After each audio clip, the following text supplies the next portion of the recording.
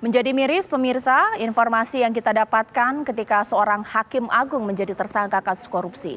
Ini merupakan sejarah terbaru untuk Indonesia, seorang hakim agung pertama menjadi tersangka kasus korupsi dan saat ini ditahan.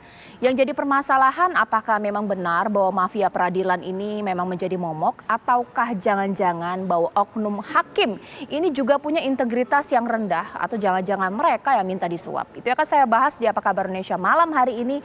Bang Saur Siagian sebagai pegiat anti korupsi sudah hadir bersama saya di sini. Malam Bang Saur. Malam Mbak Caca. Sejumlah narasumber lainnya juga telah tersambung bersama saya, mulai dari Bang Nurul Gufron, Pak Nurul Gufron sebagai Wakil Ketua KPK di sini, ada Bang Palmer yang merupakan praktis hukum dan juga Prof Gayus di sini. Nanti kita akan tanya-tanya. Kita update dulu kasus ke Pak Nurul Gufron. Pak, ini bagaimana kasus ini kemudian berlangsung pemeriksaannya. Publik ini bertanya-tanya karena ini menjadi sejarah terobosan yang terbaru meskipun dalam tanda kutip buruk ya. Hakim agung pertama menjadi tersangka kasus korupsi. Publik penasaran, kuasa hukumnya yang inisiatif memberikan suap atau dari MA, Hakim Agung Panitera yang juga punya sinyal-sinyal untuk diminta diberikan suap. Bagaimana? Jadi kasus ini bermula dari komunikasi antara lawyer dengan salah satu pegawai di Mahkamah Agung ya. Tentu inisiasinya tentu dari lawyer lebih dahulu yang mengontak. Kemudian pegawai MA tersebut itu berlapis, ada 3 lapis sampai kepada yang bersangkutan. Semuanya pegawai Mahkamah Agung. Jadi memang tidak kontak langsung, tetapi semuanya terkoneksi secara jelas menggunakan kami beberapa alat bukti yang sudah kita lakukan. Jadi semula adalah kasusnya di para pihak itu adalah kasus pilot di atas sebuah KSP inti dana di Semarang. Tingkat pertama, tingkat banding, dan tingkat kasasi ya. Itu yang terjadi sehingga untuk mengamankan putusannya agar menetapkan dikabulkannya pilot ini, kemudian kuasa hukumnya mengontak pegawai Mahkamah Agung.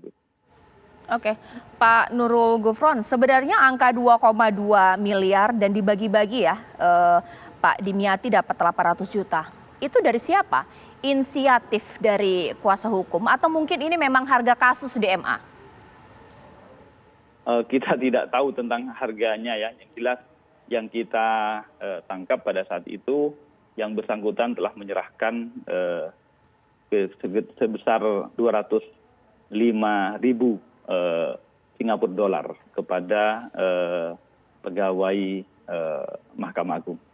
Ya, ditahan dulu Pak Nurul Gufron. Sekarang saya ke Prof Gayus. Prof Gayus sebagai mantan Hakim Agung, ini sebenarnya kalau sekarang 2022 terjadi, zamannya Prof Gayus, indikasi-indikasi seperti ini ada tidak sih Prof? Karena memang sempat ada anekdot masyarakat di MA, pegawai pengantar barang saja itu mobilnya bagus. Ini bagaimana Prof? Untuk peristiwa di mana Hakim Agung ter-OTT ini persoalannya. Kalau kejadian itu kan di mana-mana juga bisa saja terjadi. Hanya yang menjadi persoalan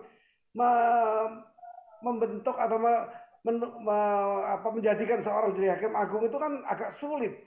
Sudah berapa periode ini kita kemarin terakhir hanya 1, sebelumnya tidak ada. Jadi memang tidak mudah. Nah ini menjadi perhatian kita. Kenapa sudah menjadi Hakim Agung dengan pendapatan yang tinggi? Kita ini hanya kalah dengan deputi senior Bank Indonesia saja. Yang lain kita ini juga pejabat negara tertinggi mungkin. Nah ini yang menjadi persoalan, pertanyaan kenapa kok masih ada terjadi lagi dan di mana penyebabnya? Bagi saya penyebabnya adalah pembinaan. Membina hakim itu tidak mudah. Karena hakim dengan kekuasaan yang penuh, bisa mengadili dengan putusan apa saja. Nah ini menjadi perlu adanya pembinaan, bukan pengawasan. Pengawasan memang diperlukan, tapi tidak setinggi pembinaan. Membina dari hatinya untuk tidak melakukan hal seperti ini. Mungkin begitu. Nah kemudian apa saja lemahnya kemungkinan bisa terjadi hal ini. Di MA itu sidangnya tidak terbuka, tidak transparan seperti di pengadilan negeri misalnya. Di pengadilan tinggi masih mungkin diminta untuk terbuka kalau diperlukan. Di Mahkamah Agung tidak bisa. Ini suara rakyat untuk meminta, untuk membuat transparansinya tidak terjadi. Nah, saya maklumi karena space atau tempat sidang itu terbatas dengan belasan ribu perkara setiap tahun. Nah, tetapi kan ada solusi lain dengan perekaman, sehingga kalau mau tahu apa yang terjadi di persidangan sehingga putusan demikian merasa dirugikan, itu ada rekaman-rekaman yang kita bisa perhatikan, kita ikuti bagaimana musyawarah hakim ketika itu, di mana dissenting opinion, concurring opinionnya seperti apa, itu dapat diikuti oleh masyarakat. Itu juga salah satu bagian sehingga kembali MA ini bisa dipercaya ya, seperti itu. Oke, ditahan dulu Prof. Sekarang saya ke Bang Palmer. Bang Palmer, dari Pak Nurul Gufron sempat dikatakan inisiatif pertama ini dari advokat yang mulai cari-cari celah di MA sampai pada akhirnya keluarlah angka 2,2 dan dibagi-bagi 800 juta dapat untuk Pak Dimyati.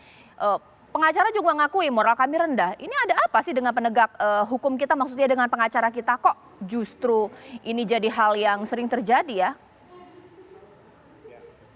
Terima kasih Mbak Caca, kesempatan ini baik sekali untuk kita diskusikan bahwa kalau dibicarakan bahwa kejadian ini menandakan moral dari advokat menurut ya, terutama memang ada juga unsur pembiaran dari penguasa, terus advokat ini berpecah, tidak ada kesatuan.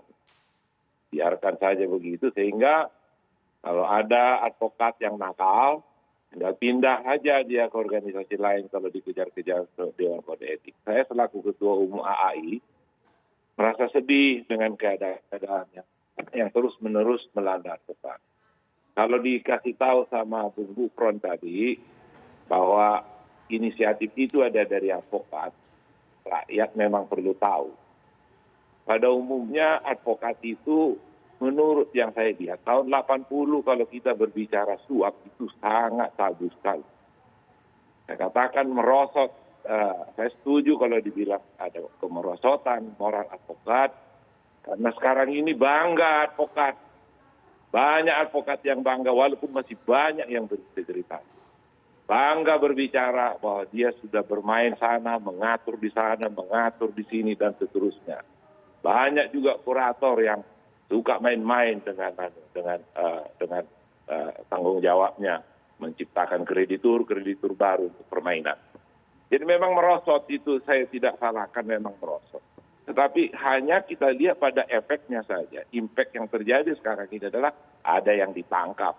Ada. Kalau inisiatif itu semuanya juga advokat itu yang nakal, yaitu yang menjalankan yang seperti pastilah itu.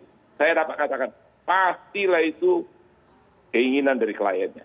Advokat tidak akan pernah melakukan hal-hal yang tidak datang dari keinginan klien. Masalahnya moral advokatnya tidak mampu menjaga dirinya, mana yang boleh dia jalankan untuk mengikuti kemauan klien, mana yang aturan-aturan koridor hukum. Undang-undang sudah ditetapkan bahwa advokat sebagai penegak hukum. Ya, Undang-Undang Nomor 18 tahun 2003. Itu ada diatur kode etik advokat. Tidak boleh menyuap, tidak boleh mempengaruhi pengambilan keputusan. Ento kalau itu terjadi, saya lebih sedikit mengatakan bahwa hakim sepanjang yang saya tahu, sepanjang yang saya dengar dari cerita teman-teman, diskusi-diskusi kecil di warung tadi manapun, gak pernah hakim itu berinisiatif minta. Jadi menjurus ke pemerasan. Hampir tidak pernah. Kalau itu ada, udah saya kira hakim yang kesurupan. Pada umumnya hakim itu dipengaruhi oleh klien dan menggunakan pengacaranya sebagai agent. Nah ini sangat menyedihkan sekali. Diperparah, advokat itu terjadi perpecahan terus-menerus dan tidak ada kepastian hukumnya berorganisasi. Bagaimana menegakkan kode etik advokat? Untuk apa ada kode etik advokat tetapi tidak ada yang mengawasi? Begitu dia dilaporkan di satu lembaga atau organisasi advokat, melompat ke organisasi advokat yang lain. Antara advokat berebutan untuk mendapatkan anggota-anggota yang lebih banyak. Silakannya ya di situ. Nah sampai kapanpun Saya padahal udah bagus loh, 10 tahun terakhir ini Mahkamah Agung itu udah sangat bagus sekali memperbaiki kinerja maupun memperbaiki sistem. Sudah lebih manusiawi kita jadi advokat bersidang ya, tersedia tempat duduk. Kalau zaman dulu WC-nya aja baunya minta ampun. Sekarang udah lebih bagus. Oke, Bang Palmer, ditahan dulu. Tapi kok kenapa masih terjadi begini? Ya, ditahan dulu Bang Palmer. Ya, sekarang saya ke Bang Saur. Sepakat nggak dengan dikatakan Bang Palmer? Hakimnya ini mungkin lurus gitu ya, berbenah MA-nya. Iya, tapi kalau dirayu-rayu pakai uang ya susah juga. Ini bagaimana Bang Saur? Iya, saya kira pertama kita ucapkan terima kasih kepada KPK, Pak Gufron dan kawan-kawan ya. Sekaligus kita berduka mendalam karena ini sejarah Hakim Agung saya kira yang kena OTT. Saya pikir kita semua rusak, tapi terus terang saya bilang saya lebih mengutuk hakimnya. Di samping kawan saya harus saya kutuk seperti dibilang Pak Marmer. Baca Caca, bagaimanapun godaan, ya, Bang Gayus pasti sepakat dengan saya. Karena palu godam yang terakhir itu bukan di tangan pengacara, bukan di tangan klien, tetapi di tangan Hakim Agung. Dia adalah wakil Tuhan. Jadi putusan demi keadilan berdasarkan ketuhanan yang Maha Esa. Setelah para pihak bertarung, kemudian mereka ini dikasih sekarang gaji yang lebih dari cukup di antara kita-kita warga. Oleh karena itu saya kira ini tidak bisa pemaaf. Tapi sekaligus juga kita kutuk juga organisasi advokat. Ada advokat yang sudah terjerat begini, kemudian tidak diberi sanksi, masih bisa berpraktek. Itu juga catatan yang sangat serius. Kalau ini nggak dibenahi, saya bilang, para penegak hukum ini, kami para advokat ini jauh lebih kotor. Kalau menurut saya adalah dari kalau penjahat-penjahat di jalanan, begal-begal tersebut menurut saya pribadi lebih jahat. Karena mereka tidak belajar hukum seperti kami. Tidak perlu mereka itu harus berpakaian necis. Tapi tadi rekan saya Palmer mengatakan, banyak pengacara bangga dia punya katakanlah materi dengan bangga mengatakan bahwa saya membawa uang 1 koper kepada hakim tanpa malu-malu.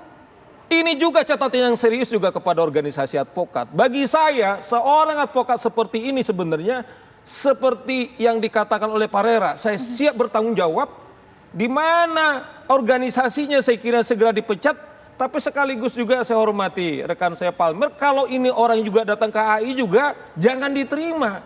Sehingga kita konsisten, jangan kita tuduh hakim, tetapi kita sendiri juga melindungi, itu jauh lebih jahat. Tetapi kalau saya ditanya tetap, hakimnya adalah benteng terakhir daripada keadilan. Tapi kalau hakim sendiri runtuh, semua kita bisa rusak, Mbak Caca. Semua kita bisa cucak.